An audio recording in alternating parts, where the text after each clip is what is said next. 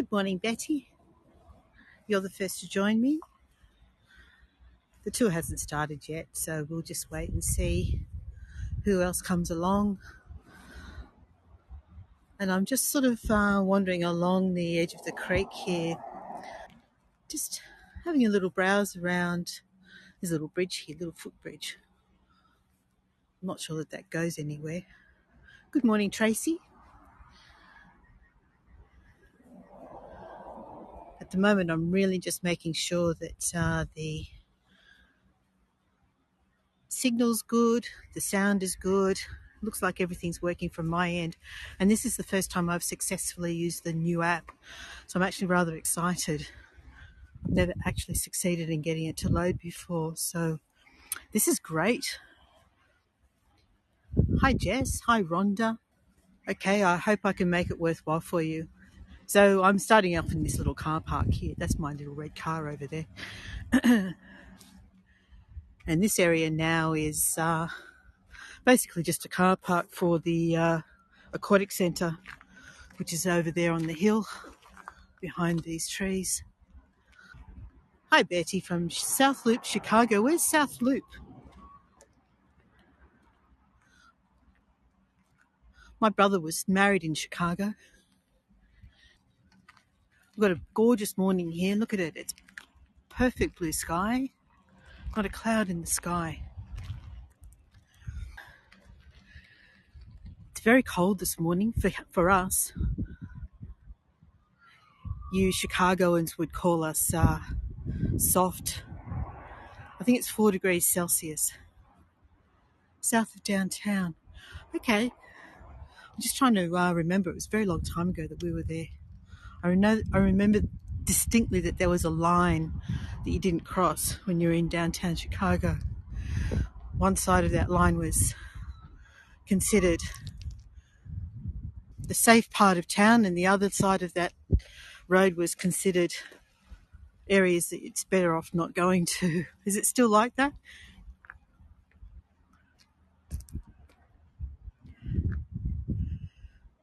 Hi, Chelsea. Hi, Andy.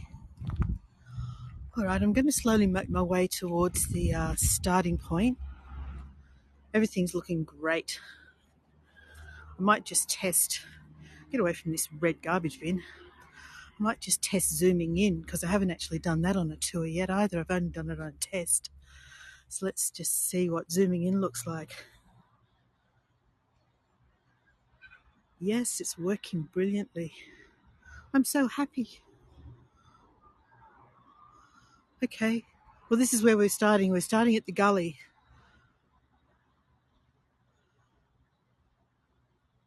And perfect. I can't tell you how many times I wish I had that zoom function on past tours.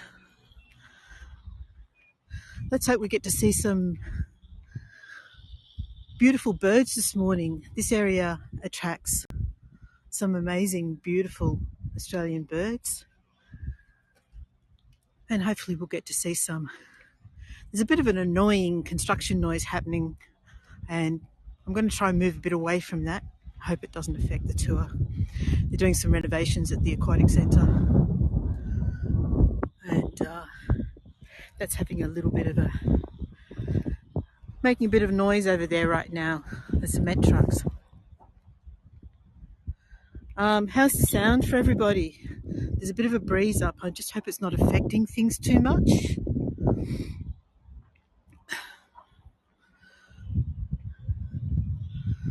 So as I said, it's quite cold here for us soft Australians. It's feeling quite cold. My fingertips are quite cold.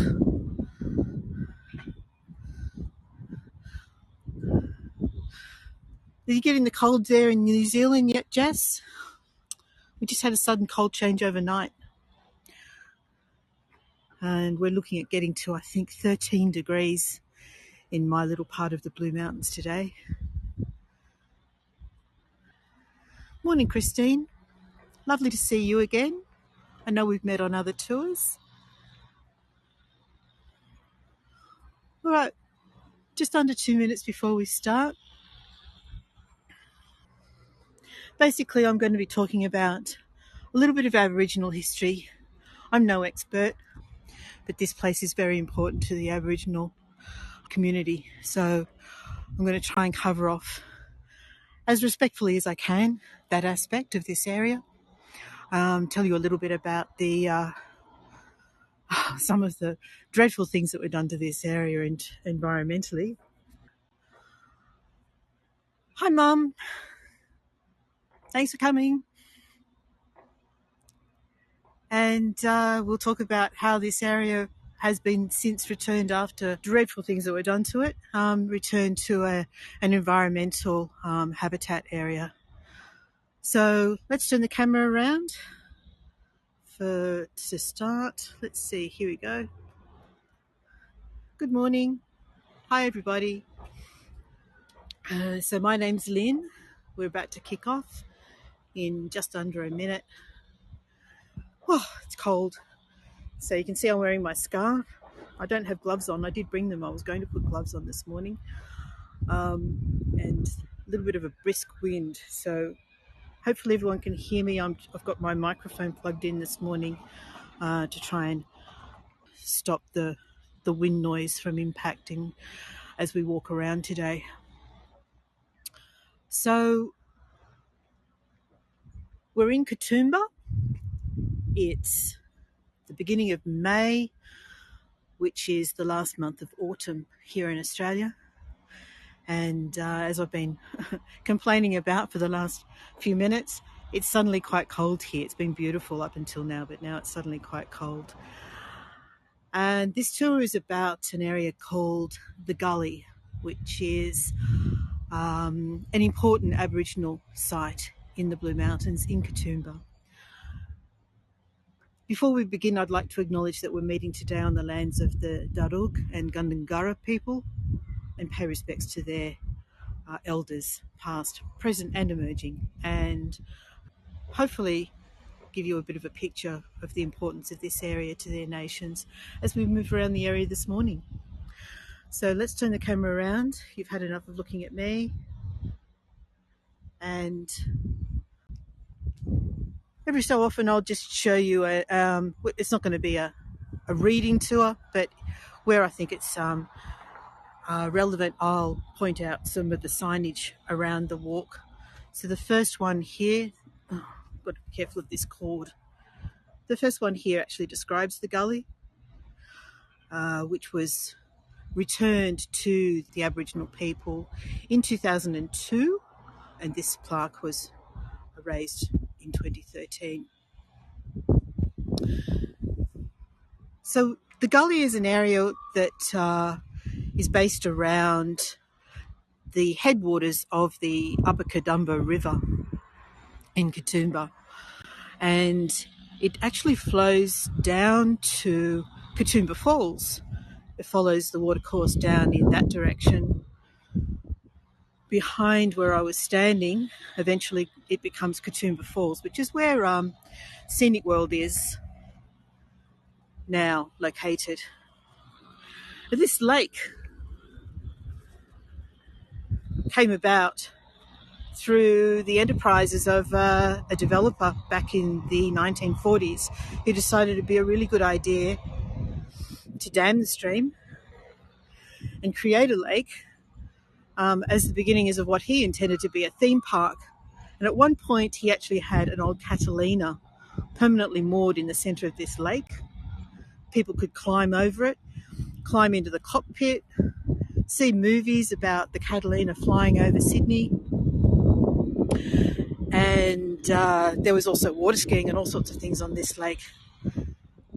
So that was the first part of the destruction of this area, was to dam the river at this point. Prior to colonisation, this area was a meeting place for the Indigenous locals. It's where the nations would come together to trade and have ceremonies. And by the construction of, first of all, this lake, and then we'll move on to other parts of this area in a moment, moved the indigenous peoples out of the area so that their traditional meeting grounds were severely impacted. You can see possibly over in the far corner of the lake a man-made cave. Let's see if I can zoom in on it. So over there, they used to do this a lot I think it was the 1930s. They used to build these man-made caves around the Blue Mountains. It's made of concrete. It's got a little picnic table in it. It's actually a little bit difficult to get to now because of the way that it's situated on the edge of the lake. But that area beside it is where people used to go in and actually swim.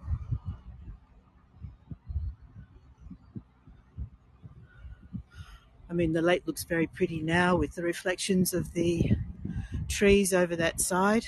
It's probably postcard worthy. So as we move around the lake, there's no ducks here this morning. There's often Pacific ducks and local ducks on the water here. They're not here at the moment. Hi everyone who's just joined. Who have I missed? There's a few of you. Ava, Barbara, Martin rather, Alison, Lorraine. It'd be cold where you are, Lorraine. Nan, April, and Martin. Hi from Brisbane. So over there, what we're looking at just at that point is what's called a yarning circle. It's only just been completed. Yarn. Is this uniquely Australian? I'm not sure. A yarn obviously is a tale, a story. So that area there is where people can come together to tell stories. Oh, you had a frost. Well, not that cold yet. So that's the yarning circle over there. I'll move around. We can have a little look at it. Oof. So as I was saying, the area was important to the local indigenous peoples, and then of course colonisation happened. In the early part of the 20th century, this area became a place where not only Aboriginal peoples who'd been displaced from other parts of the mountains moved to, it was also a place where the very poorest white people also moved to. And there was some housing started to pop up over the other side of what's known as the Gully, an area that we'll get to shortly. And that's the yarning circle. So we have an area that's just been replanted with some native plants and logs that have been placed as to attract local wildlife. So that's the purpose of this area here. And they're gradually working on the lake itself to make it more sympathetic to the local environment. Okay, so if we walk over this way, away from this noise, woof, cold fingers, cold nose.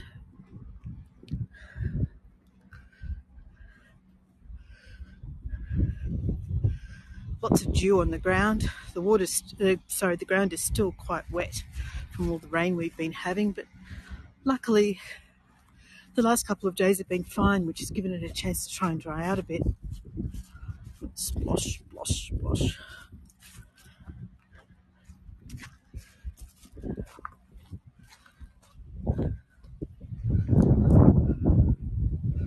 Okay, I'm going to try and guard my microphone here. It's getting a bit breezy.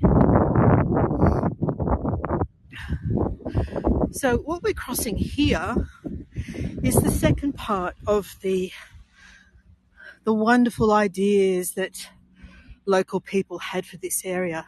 I'm actually standing on what was called the Catalina racetrack.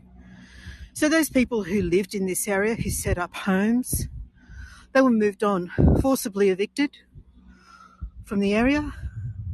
Hi DT. forcibly evicted from the area. Their housing was sort of over behind those trees over there. This area is around about 70 hectares, around about 250 acres. And someone thought it was a really great idea to build a racetrack, move the people out, and this became the Catalina racetrack. And that happened, the people were moved out in 1957, and the racetrack opened in around about 1962. And it was an actual, on the racing circuit, it was 20 years of racetrack. We're going to walk around some of it, but first of all, we'll take a little walk through the middle of the gully. And let's meet some locals. And if I'm puffing a little bit, it's more because, well, I am out of condition, but it's also the cold.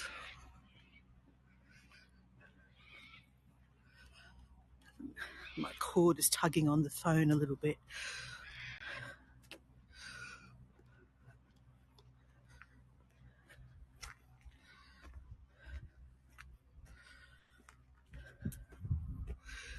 So this area through here, you can see a whole lot of little mushrooms growing over there. Let's have a look.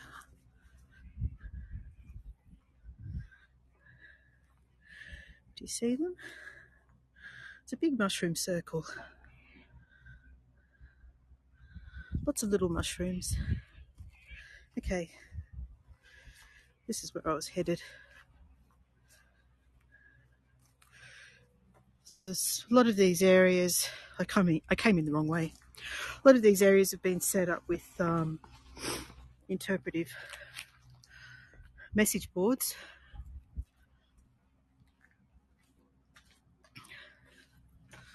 I've got the sun kind of in my face. But this talks about the impacts of European settlement. And as I was explaining before, first of all, we had the lake, the river was dammed to form the lake, turned into a theme park, which had its impact on the local housing. And then, of course, the people were moved out completely evicted for the racetrack.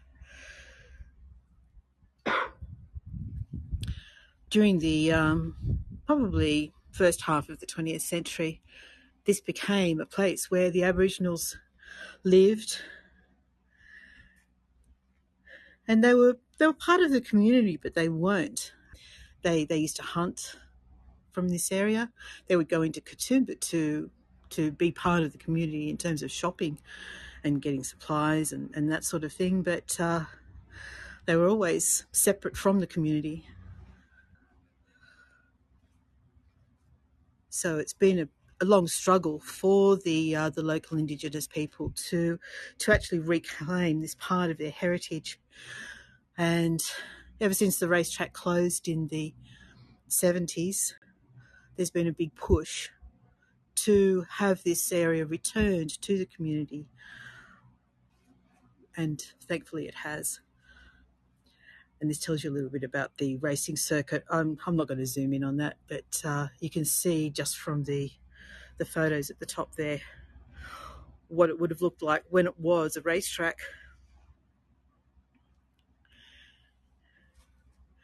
And much different now. It's a very, very beautiful place now. So we're just going to take a quiet walk through the bushland here.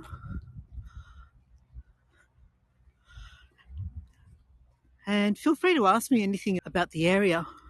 I'll do my best to answer any questions that I can. There's been a lot of bush regeneration has gone on.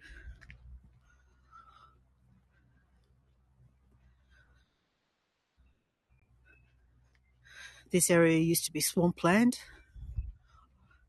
and there's a lot of ferns.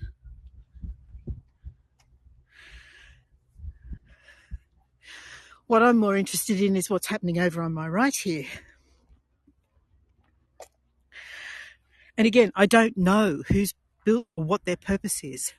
My guess, my suspicion is that, again, the local Aboriginal community is encouraging their young people to come down here and, you know, use their hands, basically.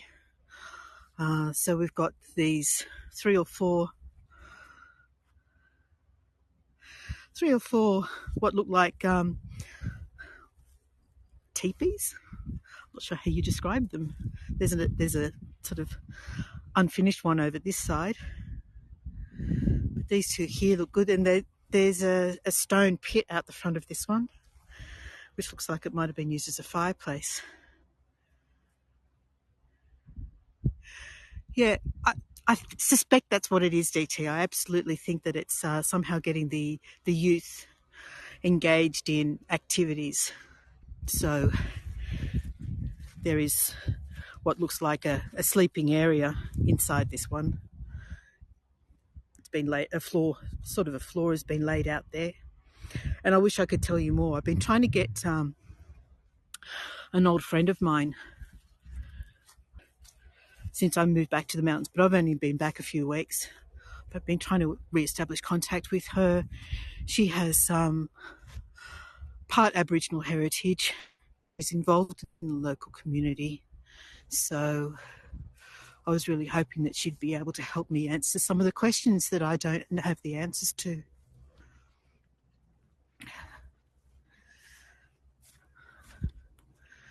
So we're going to walk along this track here.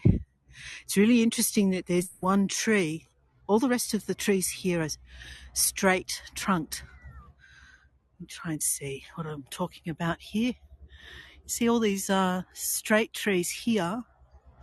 And then right next to it, there's this one that's kind of really twisted.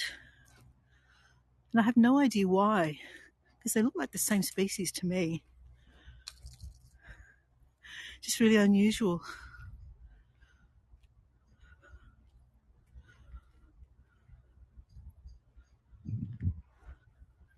Hi, Mark. Hi, Ronnie Lynn. So yes, it's a good contrast point right here where you can really see the straight trees on one side, and then there's one that's kind of gnarled and twisted. And I have no idea why. A woman's going to run past me.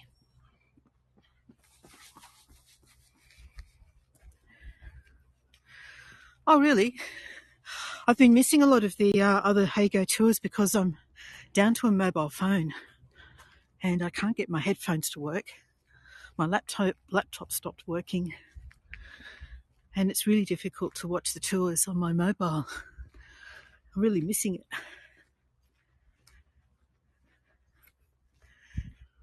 So up ahead, we've got an area that's been devoted to learning about the history of the site. What I'll do is I'll slowly show you each one. If you can take a photo of them, each one if you like, to get more information about it at your leisure. And my shadow's getting in the way here. So this one talks about the sisters and the midwives who were involved in the community, and basically the community services that they had in this area. There was very little reliance on the town itself. The local community tended to be fairly self-sufficient in terms of looking after each other and their own. And then we have stories about, my shadow is really annoying, isn't it? All those leads I've got hanging down. That's not helping at all. This talks about some of the individual people who were community leaders in this area. So Alice Cooper and her children is this one here. And a lot of the people around this area lived down in Megalong Valley, but there was shale mining in the early 20th century. So they were and moved on from that area up to here, and then they were moved on from this area once the racetrack was built as well. So I'm not going to do all of those, but there's a whole bunch. There's a whole bunch of stories about people from the community in this area. One of the most famous is Jackie Brooks, who was a rugby league player. So he was revered for his sporting ability, but off the field, of course, he was just another Aboriginal person. So, you know, the community was happy to claim him as one of their own when he was on the sporting field.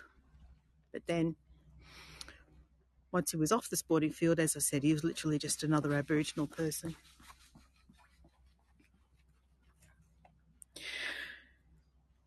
Excuse me, sorry about my coughing. So we have a storyboard over here that shows you how they may have lived back in those days. So you'd have the basic hut, some of the basic implements that were used back in those days. So we're talking, you know, pre-1940s here. And there was also a mission church in the Gully.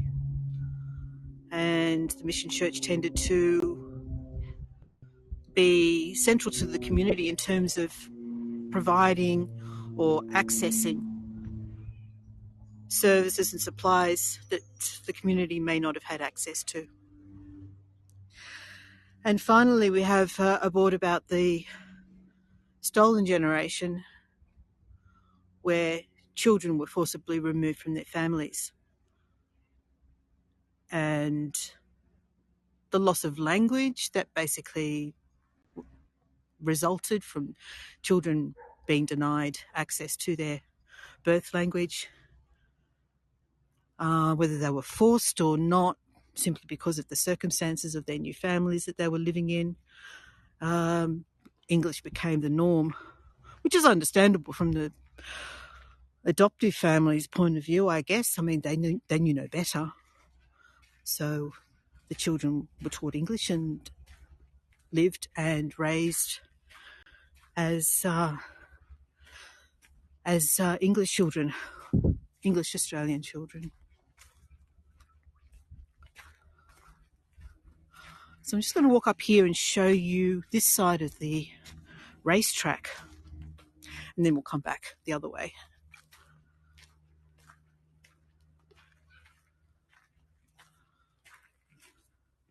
So we're literally walking through Australian bush here,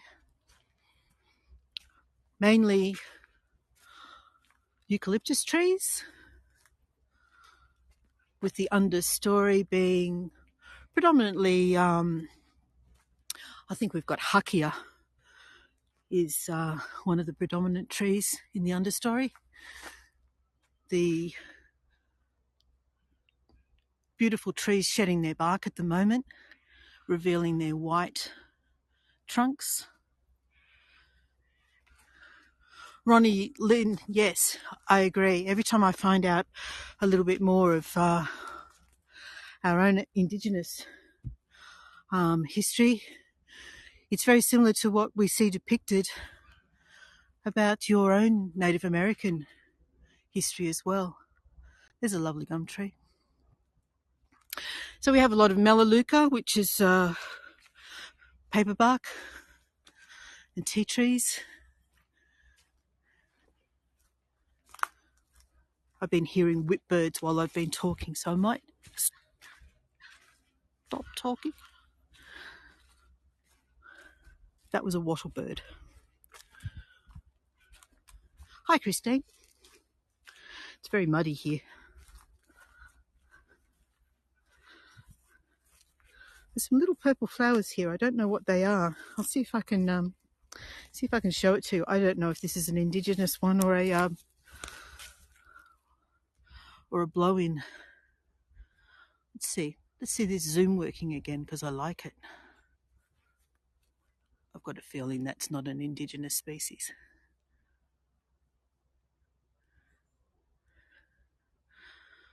My mum might know what that is. There we go. Yeah, that bird is a wattle bird that I'm hearing. So up there on the ridge, you can see that there's a chimney. That chimney is now part of the Carrington Hotel complex, which is a rather amazing hotel that I think opened in the 1920s. It's very grand. It closed for many years, and then it was took on new owners and was reopened. But that's a bit of a landmark for Katoomba, the chimney. And then we have another one of these structures. So someone's building something here.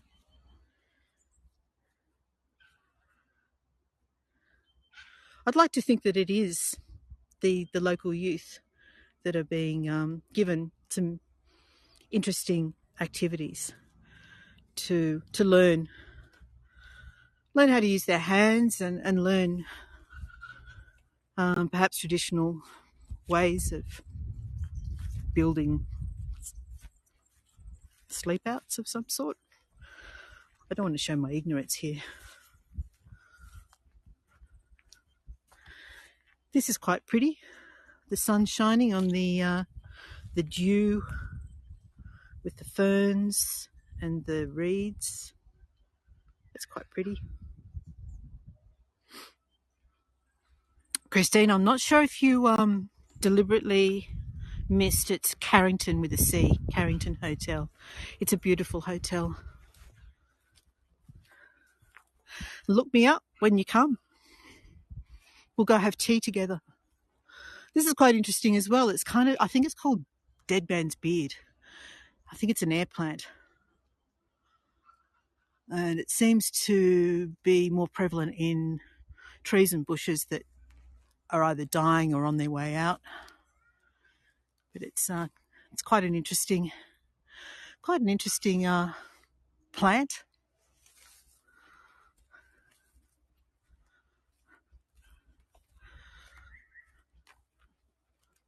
I'm trying to identify the birds as I hear them. Up on the hillside here we have typical eucalyptus forest, which is really pretty.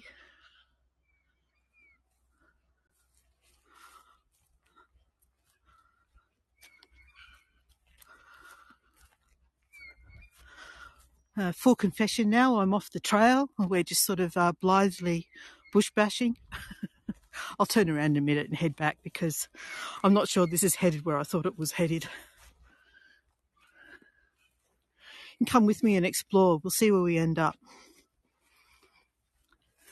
I have to tell you, my feet are getting rather wet.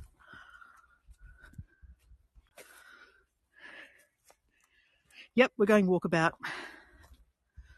Is this going to end up at the racetrack? I mean, we're literally surrounded by the racetrack, so it should. Beautiful fern country here, though. Look at it.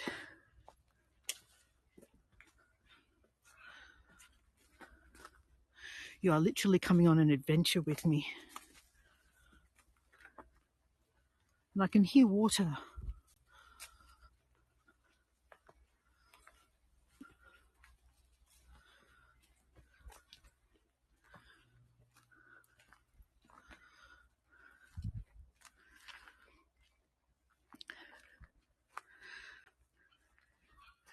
Look at all these lovely tree ferns, or ferns.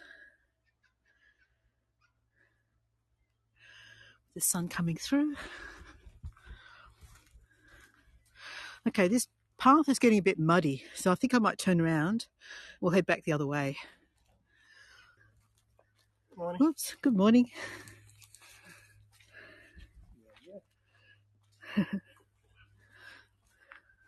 Well, at least I know people do come through here. I don't know where they're going. And I'm going to try really hard not to slip over on the way back down.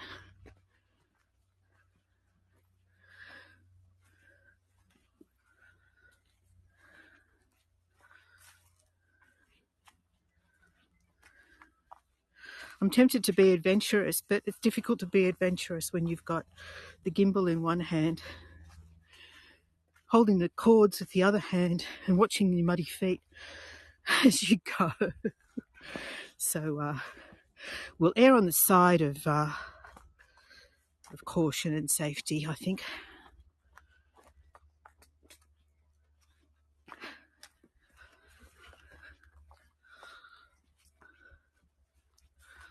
Okay.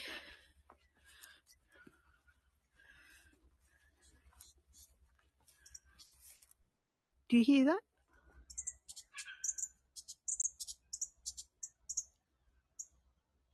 I think that's a fairy wren. You have to be really lucky to see them. Tiny little birds. The males have blue heads. The females are really sort of browny grey. They really blend into the background. Oh, we may have spotted one.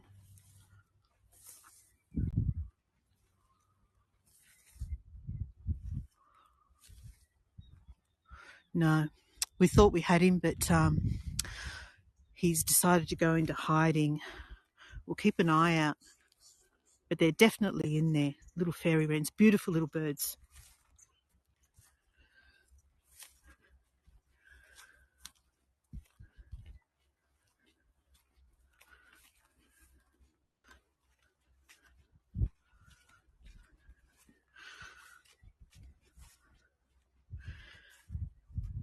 So we're moving into a more open area now, back towards the direction that we came.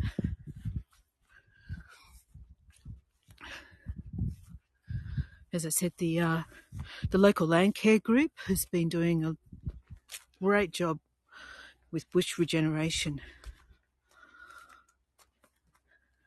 and it's lovely to see the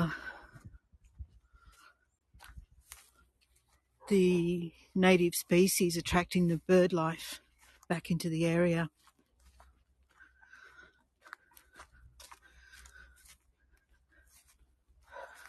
So I have to keep an eye on this and see how it progresses.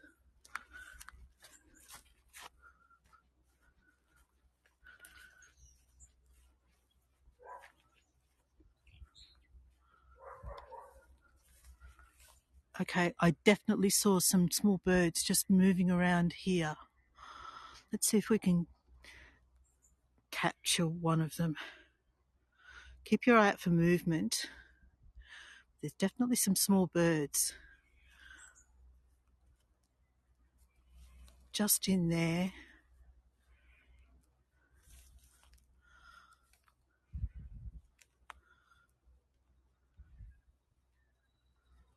No, they're very shy. I can see them, but it's unlikely that you can.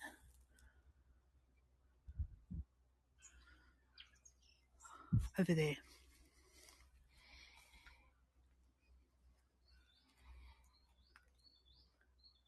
Don't know, can you see any movement over there? As I said, I can see them, but they're very well hidden. Hi, Katie, Janine, Janice, and Diane. We're just looking for some small birds that I can see, but they're very shy and very small. I think that's just teasing you, really, isn't it? By suggesting that I can see them and you can't. So we'll keep moving.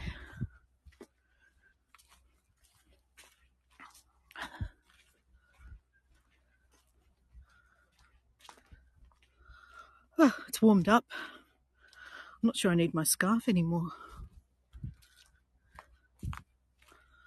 Oh, thanks, Tracy. I do appreciate it. Thank you.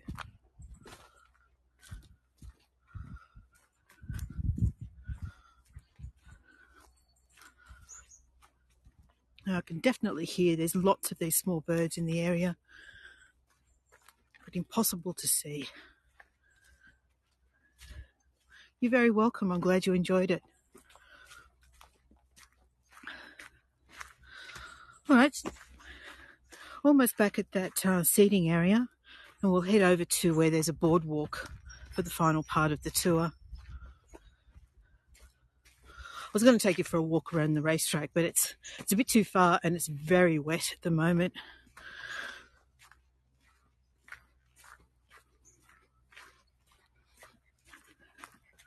Gosh, that lady's doing laps. I don't know how many times she's been around.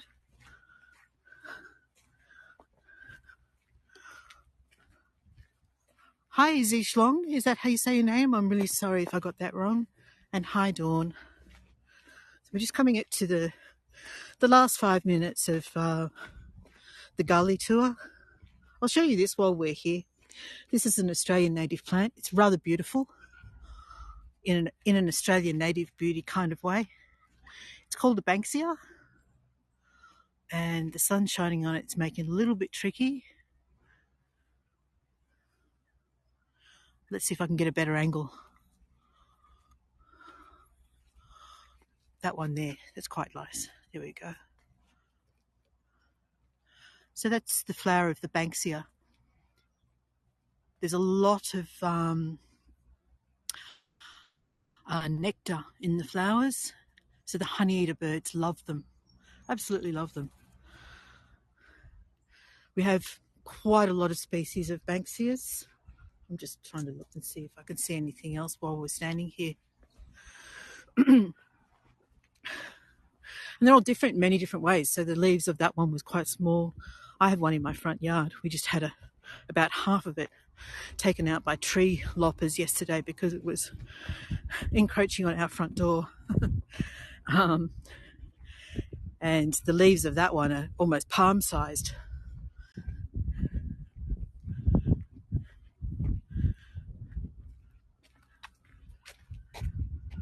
Hi, Maria. Hi, Charlie. Did anyone hear that whipbird just now?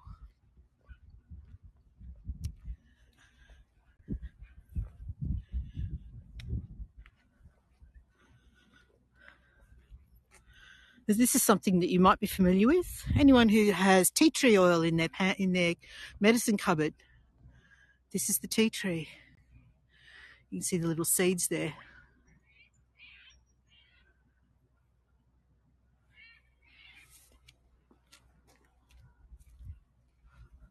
Oops, I went skyward a bit. And I love these ferns. Really quite different to the ones that we've been seeing over the other side of the valley. They're rather gorgeous. Really tiny fronds.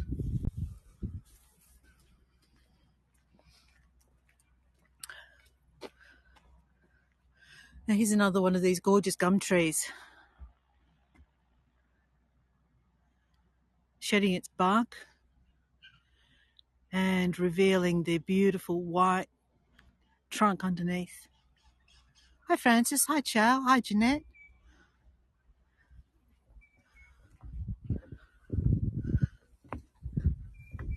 Here's a lot of these ferns that I was just mentioned. Just over on my right here. Let's get to a spot. Whoop.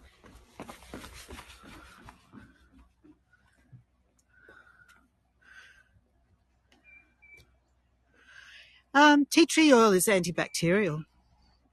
I think it's also antifungal. If you have a look, yeah, I actually don't use it very much, but I know that a lot of people use it for those purposes.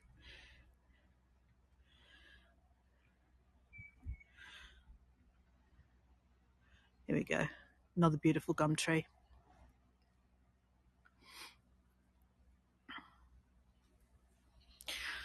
Okay, so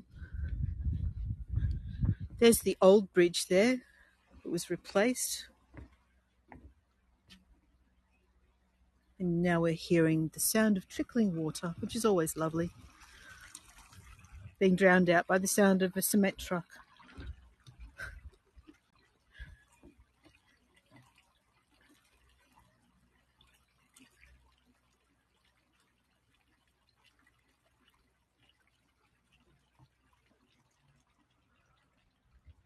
Okay. So just up there where the base of that tree is, you can possibly see the edge of the racetrack. We're actually literally walking alongside it right at this point here.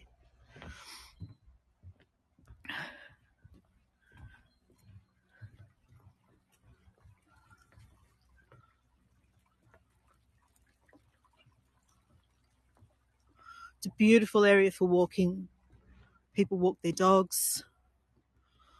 We've seen that lady doing laps, running through here.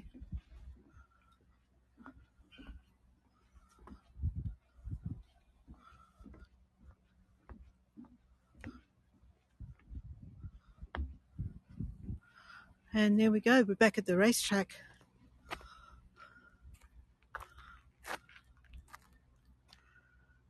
So up that way, it's I don't know how to describe the shape of it. It kind of has 3 tight turns, so it's kind of the shape of a Y, I guess.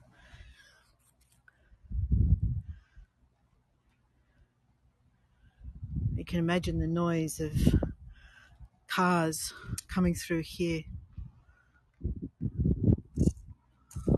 All right.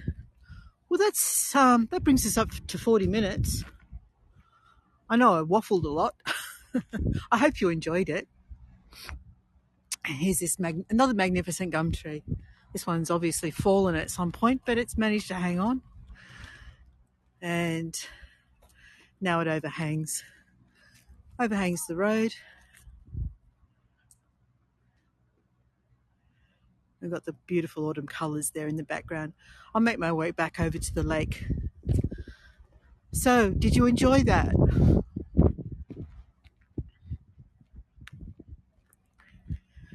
The bush is lovely, Lorraine. So tomorrow I'm doing something a little bit different. Oh, thanks, Ronnie Lynn. I'm glad you enjoyed it. Tomorrow I'm going to be at a big lookout which has expansive views over the Megalong Valley. It's definitely worth seeing. So I think it's around about the same time tomorrow. I've got to check. I can't remember if I made it 9 o'clock or 10 o'clock. I'm pretty sure I made it 9 o'clock. And I probably will definitely need wind protection at that point. It's quite exposed, but it's beautiful. And not very far from here either. All right, there's the wind picking up now. All right, guys. Well, thank you for joining me this morning. I hope you enjoyed it. If you would like to see more of my tours, I do plan to be posting more over the coming weeks. Hit that follow button. Oh, thanks, Ronnie. I'll look forward to seeing you tomorrow. And here's just one more view of the lake before I go. And leave a review. It always helps more people come along. And if you think I've done a great job this morning, consider buying me a coffee. I think I might head off into Katoomba for a cup of coffee right now and warm up a bit. Thanks a lot for joining me today, guys. I really appreciate it. See you again soon. Bye for now. Bye.